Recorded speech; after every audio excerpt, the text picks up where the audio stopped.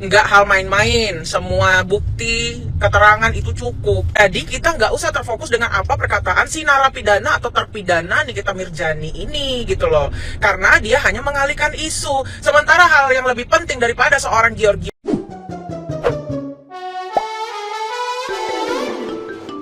Perseteruan yang melibatkan Nikita Mirzani dan Giorgio Antonio kembali memanas setelah Zanzabella melontarkan kritik mengenai isu yang beredar dari dalam lapas. Ia menyoroti dugaan penggunaan ponsel oleh Nikita Mirzani untuk membicarakan kasus dan menyebarkan informasi mengenai Giorgio. Zanzabella mempertanyakan bagaimana komunikasi semacam itu bisa dilakukan jika penggunaan ponsel di dalam lapas memiliki aturan ketat. Ia juga menyinggung klaim mengenai Giorgio yang disebut pernah mendapat bantuan ketika menghadapi perkara di Polda, serta mempertanyakan apakah ada campur tangan atau praktik suap dalam proses tersebut.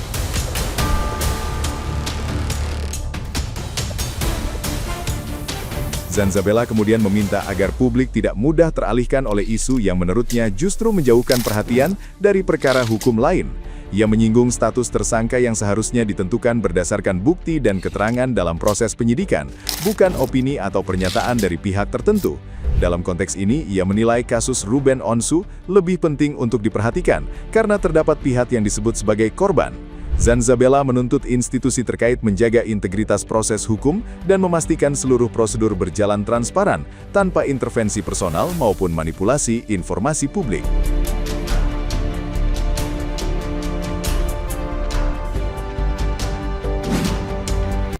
Ternyata di dalam lapas dia masih mencari duit ya. Katanya kemarin nggak bisa main HP. Setibanya bisa main HP, malah komunikasi persoalan menggosipin orang lain gitu. Jadi gini, gue jelasin. Ini harus menjadi perhatian lapas, Polri ya. Ini bukan perkara dia nimbrung saja, tetapi dia bercerita bahwasannya si Giorgio itu pernah ditekong katanya di Polda. Dia yang ngebantu lah. Jadi pertanyaan gue adalah kalau memang Gio menggunakan Sinte, lalu dia bisa bebas, apakah telah terjadi suap menyuap di sana dengan bantuan elu? Hah? Lalu apakah Polri, orang-orang Polda itu mengizinkan kamu membeberkan tentang ini, pembebasan itu? Bukannya di dalam lapas itu hanya menghubungi ketika darurat saja. Ini nggak bisa nelpon adminnya, bisa ngomong ini, bisa ngomong itu gitu. Gua kasih tahu sama lu ya, siapapun yang menyuruh si Nick Mir ini untuk menutup kasus tersangkanya, ya, ini tidak akan merubah apapun. Ya, orang kalau sudah ditetapkan sebagai tersangka itu pasti nggak hal main-main. Semua bukti, keterangan itu cukup. Jadi kita nggak usah terfokus dengan apa perkataan si narapidana atau terpidana Nikita Mirzani ini gitu loh. Karena dia hanya mengalihkan isu. Sementara hal yang lebih penting daripada seorang Giorgio itu adalah Ruben Onsu gitu. Kenapa penting? Ya karena ini sudah menjadi isu yang ada korbannya. Ya proses hukum itu boleh dibahas siapapun. Bahkan ketika kalian menyebutkan namanya tidak apa-apa. Udah rilis, udah lolos redaksi semuanya gitu loh. Ya. Nah, gimana nih menurut netizen yang terhormat? Silahkan berkomentar ya. Ada apa nih? Kok bertepatan banget sih? Habis dari NM up story, gak lama Mamio pun up story. SW ya. Yang lebih gongnya lagi, kok nama Giorgio Antonio-nya gak di teks, cuma tulisan merah doang, gak bisa di teks. Kenapa nih NM? Kalau cuma sekedar tulisan kayak gitu, hanya karena akun kamu official, kita semua juga bisa ngetik bukti dong. Biasanya kan selalu mengasih bukti, jangan cuma ketikan doang. Tunggu dulu, gak lama dari postingan NM ini sama postingan dari SW, keluar lagi yang lebih gong, kasus RSO jadi tersangka. Karena setiap yang di-up NM itu bakal viral, jadi mungkin bisa menutupi kasus yang jadi tersangka ini. Ternyata kasus baru tersangka ini tidak bisa ditutupi dengan postingan dari NM. Itu menurut saya ya. Saya tahu menurut kalian. Nikita Mirzani menagih hutang ke Giorgio sebesar 200 juta rupiah. Berita ini fitnah atau fakta? Nah, jadi gini ya teman-teman. mengenai seseorang diisukan punya hutang, nggak apa-apa teman-teman. Yang penting kita bisa bayar.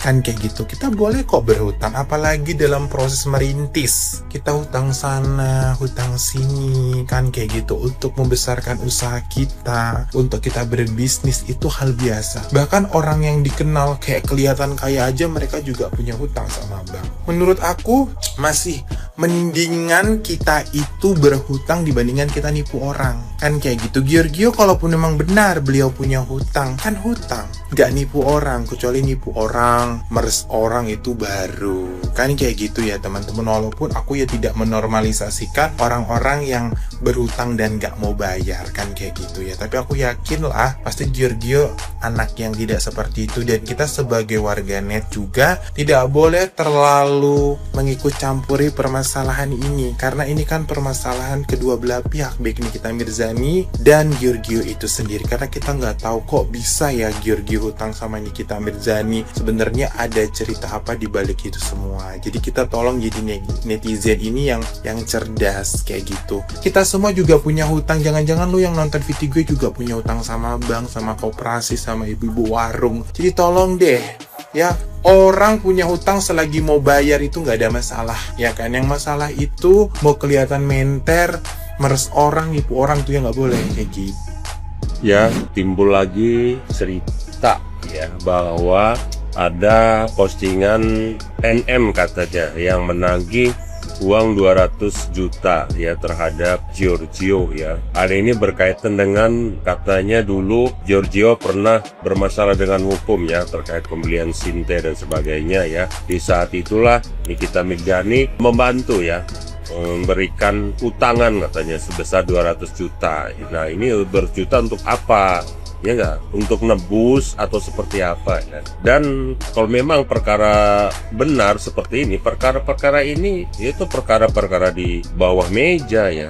Jadi seandainya ini benar adanya, justru ini akan menimbulkan perkara hukum baru ya nggak, terkait terkait uang tersebut ya. Dan harusnya ini tidak perlu dikomunikasikan di media, karena bagaimanapun NM harus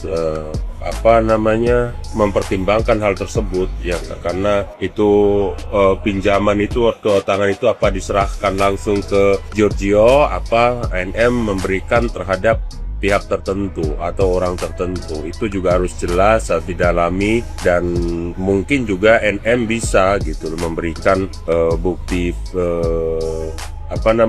penyerahannya atau bukti pemberiannya kalau memang itu dia tidak diberikan secara langsung oleh NM ke Giorgio gitu ya. Ini harus benar-benar clear, harus benar-benar dapat dibuktikan gitu. Jadi masing-masing pihak tidak ada yang dirugikan.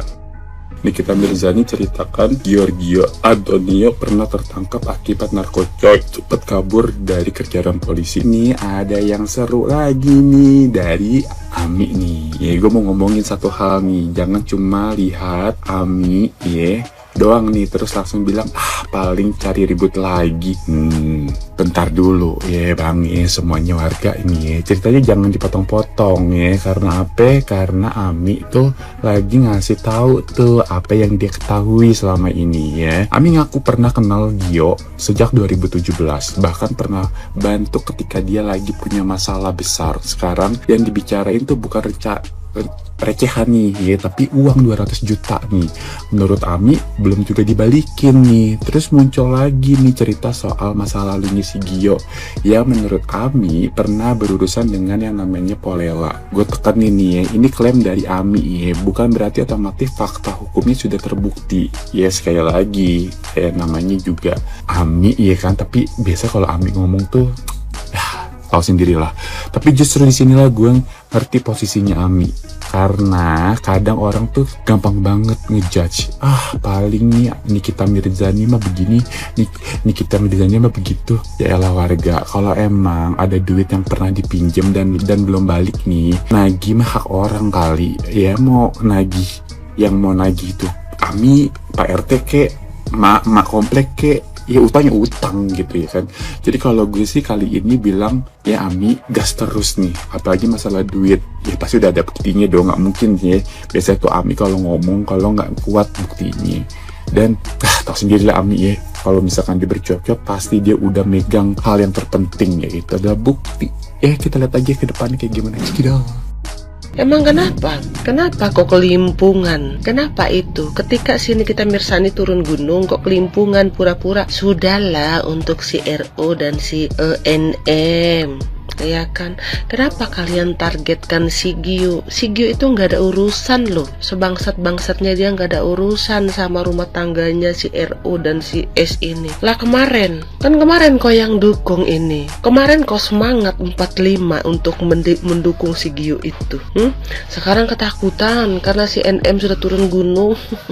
Udah bongkar aja, ya bongkar. Ujung-ujungnya yang mati ke ujung ini adalah si Siu ini, ya kan, karena banyak itu kartu asnya dipegang sama Nikita Mirzani. Giliran Nikita Mirzani turun gunung, kau bilang udahlah NM, udahlah RO.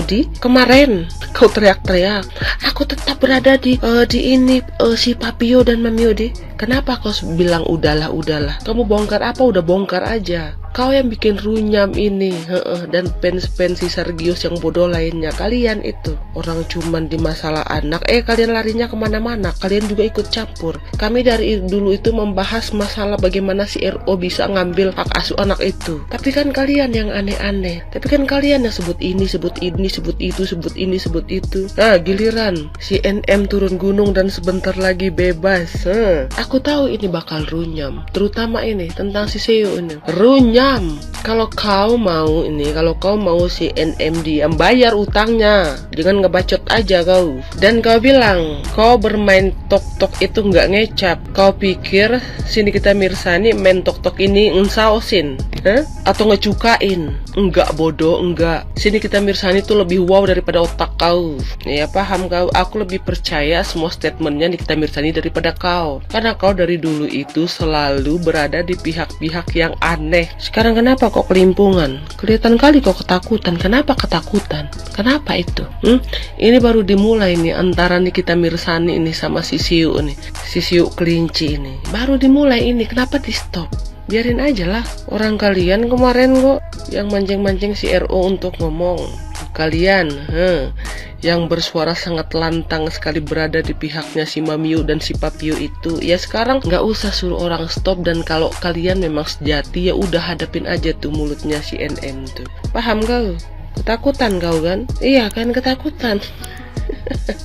Kau kira juga Nikita Mirzani abal-abal gitu tentang semua perkataannya dia, tentang semua statement yang dikeluarkan dari mulutnya?